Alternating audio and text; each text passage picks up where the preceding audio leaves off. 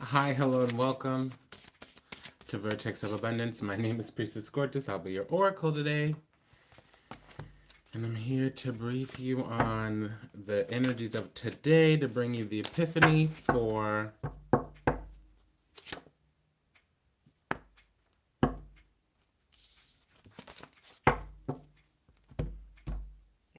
Wednesday, the 25th of April, 2018. Again, my name is Serene Priestess Gorgeous. I'll be your oracle today. Hi, hello, and welcome.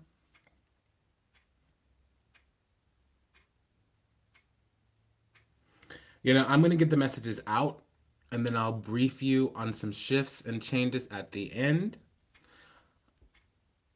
And we're going to go from there. So, again, the 25th of April, 2018, that's a Wednesday. So, we have the daily epiphany today. It's a co rulership, and I was feeling that very strongly, but, as your reader, the tower is an instruction for me. I use the planetary trumps as instructions, I use the elemental trumps as experiences, I use the supernal trumps as keys. Okay, I'll explain more on that later. So we have the energy out here of the strength card, and the strength card for today's epiphany would be the epiphany of strength, courage, and wisdom. The eternity of your soul, your eternal power, what it is that you brought through the gate, through the portal, through the womb from your previous lifetimes, from your home in the abode of the Creator, what you brought down here into the physical. Oftentimes it's about governing from your higher self. The question here is your habits, your behaviors. Do you master them, or are they going to master you? It's the same thing with everything. This is the number 8. I'm being called to explain to you 8, number 8. So 8, I look at it spiritually as a consumption number. But 8 is the number of the strength card and the number of the, I'm going to move the camera, don't be alarmed, and the number of, that way I could say hi. That 8 is the number of consumption. It's also the number of alignment. It's also the number of the galactic center. Okay. Now, traditionally, it's governed in the energies of Saturn. Modern wise, it would be under the energy of Uranus. And all of that is literally the galaxy, the solar system. And it literally is about leveraging. When you have the 7, it's your power spiritually, okay, or your spiritual power. The 8, it means you aligned your own power into some external law, some external field. Okay. Now, it's just a 1, not a 2 multiplier. So that would mean the force of the field itself, not the field. What does that mean, gorgeous? Translation in the mundane. Literally, you're leveraging, you're harnessing universal power. There we go. Boom, dada. Okay. So, what that looks like here in the world is stepping into union with your higher self.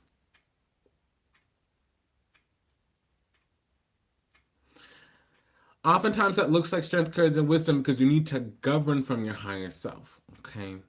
Are you governing from your ego, or is your ego governing you? Are you in control of that habit, or is that habit in control of you? Okay. Are you walking that dog, or is that dog walking you? That's the concept and idea here. And, I'm getting the notion of ecstatic bliss. That's a concept and idea of awakening, the Kundalini awakening. It's also the concept and idea of delivering yourself upon to yourself. So as you embody the goddess here in the physical, your world will become heaven. You will create heaven on earth because you'll be perceiving it. So there's all that here. Could the partner to this card would be the star card. So there's all that here. Number 17. This is number 8. You know, Yesterday the message was for things to change, you have to change.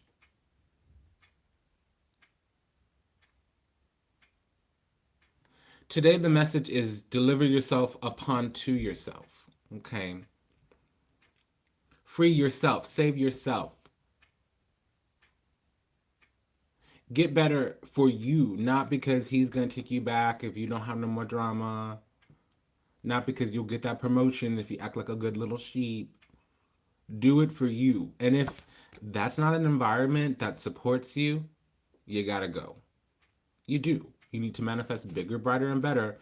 Bigger, brighter, and better is the partner to this card, the star card. They're both number 8. So for some of you, the alignment that you're getting is not about your personal power, your spiritual power. It would be about less so your heart's desires. It would be your soul's ambition.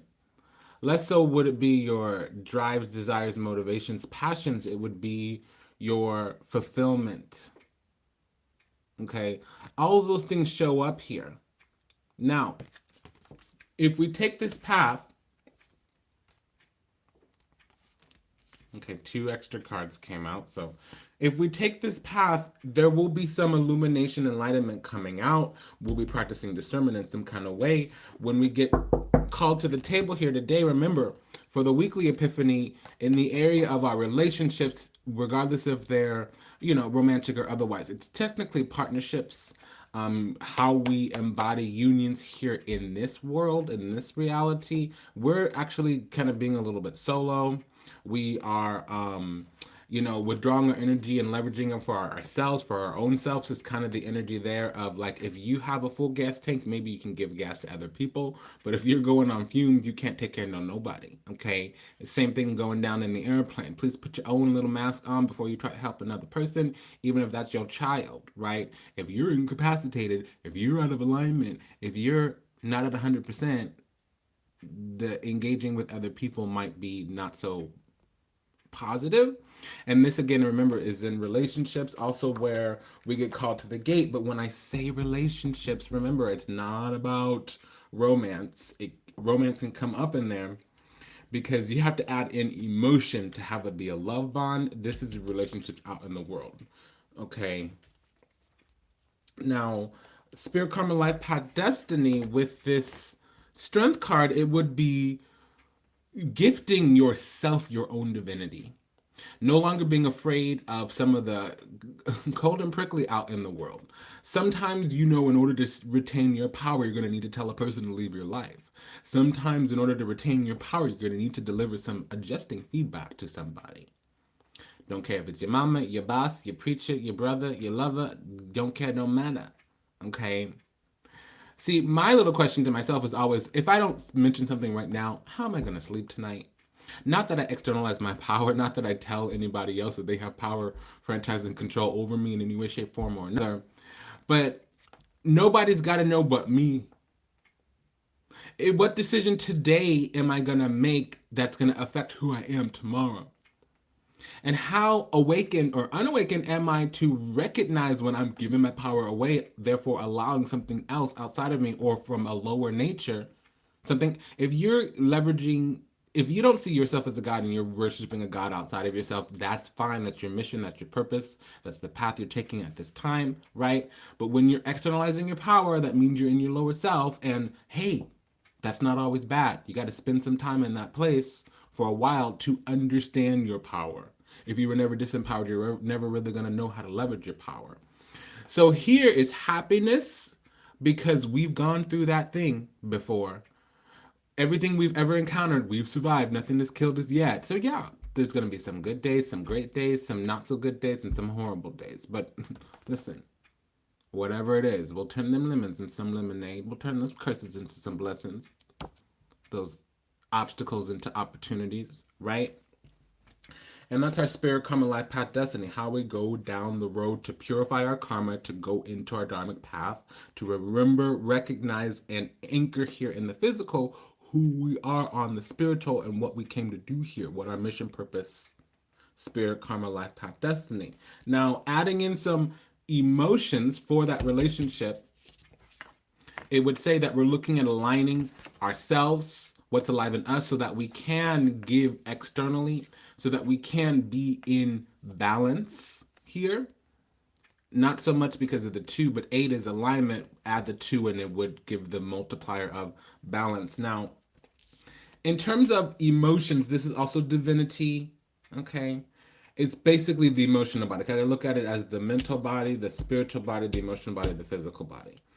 So the emotional body, which is the experience and how it impresses upon the soul is actually that water part of you. It is the collective and how it gets down to you. It's the place that you pull from, and it's the repository. It's basically like your cloud drive. So that's your former lifetime, your soul memory, your genetic memory, your ancestral memory, right? So combine that with that strength card. So again, like I said, most of it is we're finally okay because we've had to have some difficult conversations. We weren't always comfortable, and a lot of this was happening at us, happening to us. We weren't really ready to step through it, to go through it so we could grow through it, and now that's shifting. We got that we found our internal resources. What is that? Our heart, our love, our energy, our time, our money sometimes. Okay? But those spiritual resources are things you can leverage in the next lifetime. That ain't money, honey. Okay? Ain't no bank notes like that. Okay, so now we're stepping into union, but it's kind of by accident a little bit. I mean, we were hoping, wishing, and praying for harmony, but we were just calling in more of that shadow because we had some attachments. Now that we've been freed, and yeah, we were kicking and screaming when we were having those breakdowns, dismantling, upheavals, dissolutions. Now that things are dissipating, we have our power left intact. So the final few blows, and it's not always a blow. Some blows will be you turn somebody down and actually turn out to be the love of your life. Some blows will be 2 weeks ago you were operating in your ego, and today your eyes are open, your heart is open, and your mind is clear, and you might have made some, so sometimes those, wringing out of the sponge, dirty, wash rag is going to be you and your stinking thinking and your own shadow. Okay. But now we have the strength, courage, and wisdom to kind of go through those things. And it's okay, whatever we did, whatever happened, whatever went down. Okay. So as we move into what the path is, we've communicated with the universe, we've communicated with our higher selves, we've communicated with our ancestors. Now, when we talk to the elders, they would say, listen, even though things are working, things are easier, things are becoming more positive in your both perspective and reality, understand that it means you're still purifying, clarifying, restructuring, replanning. Three in reverse, any three in reverse, but especially anything other than the swords means that whatever way forward, whatever the expression, expansion, the conditional yes from the universe, three, it needs to be course corrected. If you go forward right now, you might not hit that project on time. You're not going to hit your target. You're not going to make your milestone there. What this is meaning in reverse, the Three of Cups, remember it's Mercury. So it's the belief and how it impresses upon the soul. Cups. So, and Cancer is humanity. It's your shadow and your light meeting together at the heart chakra. That's what Cancer is. That's why you see the little, it looks like a 6-9, but it's really saying the upper world, the lower world in the same place at the same time. 6 and 9 is actually the ascent into the light realm or the descent into matter. So Cancer is the yin yang. What is the yin yang? Well, the earth is the heart of the universe, and the yin yang in you is your heart chakra. Why? Because that's the gatekeeper, where you have the light going above the heart and the shadow going below the heart. Here it's saying, listen, you're still purifying, you're still refining, you're on the right track, but there's a little bit of course correction. You got your destination A, and we approve of the destination B, or the 3 would not even be out here. Unfortunately for you, my child, Spirit is saying you're going to be a little confused on the way from point A to point B, and as long as you course correct, as long as you return to what's alive in you, and you do things for you, not no man who's not supposed to be your plan, you'll manifest everything that you want, including a man or a business, or, you know what I mean? I've been doing a lot of community work. I'm part of the reason why I'm so sick. I overdid it. I was giving too much, loving too much, been a little bit too open.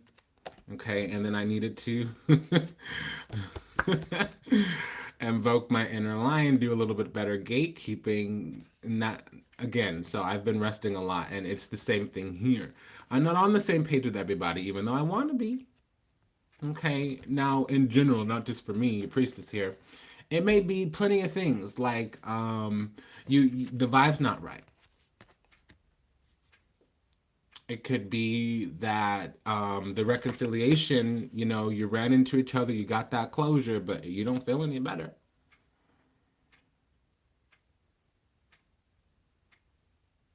Okay. Ultimately, it means this you're still going to be having to let go of a few people, or they may leave your life. Ultimately, you're not on the same page with them anymore. Ultimately, you're not growing together, you're growing apart, and both are okay. You're both growing. The three wouldn't be out if you weren't growing. But this is internal growth. This is you working on what your values are so that you can align with other people, but it's going to present itself in the belief system. Okay. And that's what you've already done. This is the position of what you're taking on this journey with you. You've already prepared.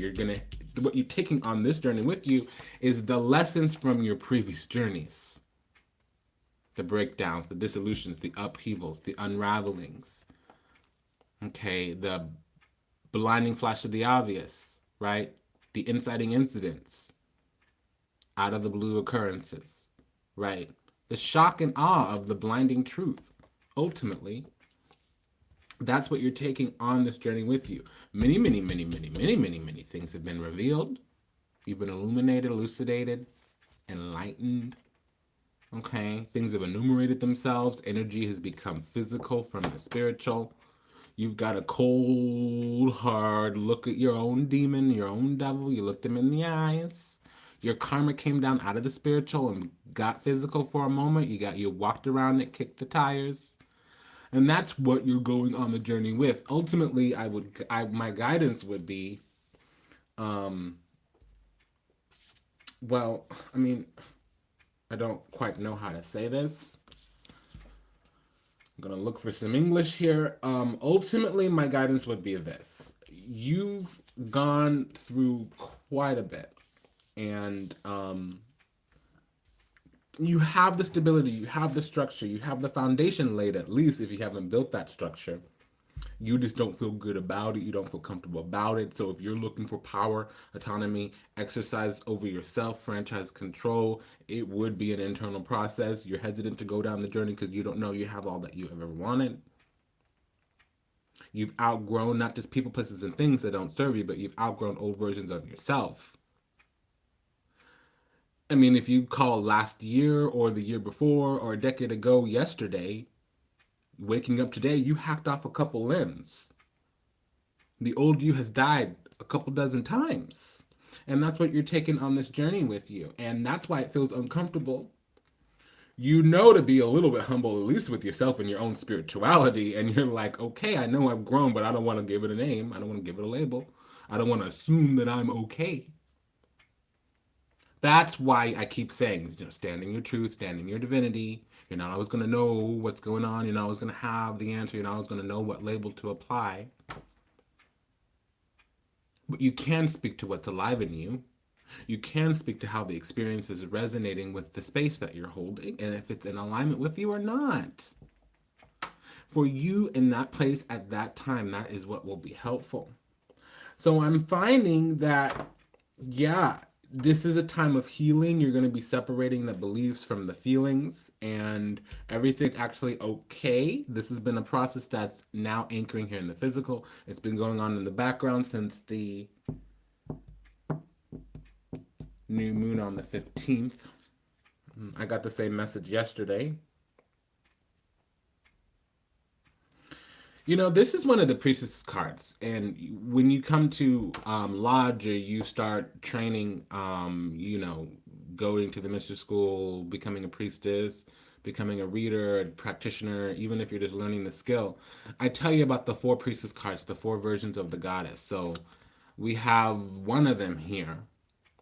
This is Venus and Leo, Sekhmet.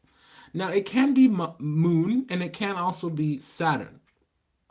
Okay, but if it's Saturn, you would be the elder, the crone. If it's Moon, you would be the maiden. Or the younger version, you'd come into this lifetime to actualize something. I feel like the divine feminine's coming back. Doesn't matter what your gender is, what you got down there, on your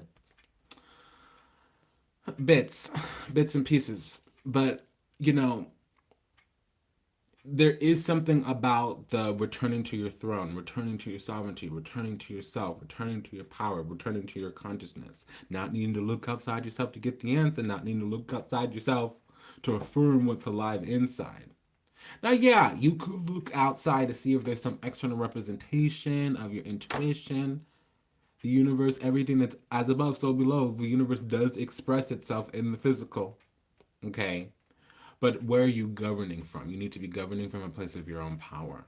That's the message. Okay. So it's been an honor and a pleasure to serve you today. Thank you for allowing me the privilege and the pleasure to do so. If I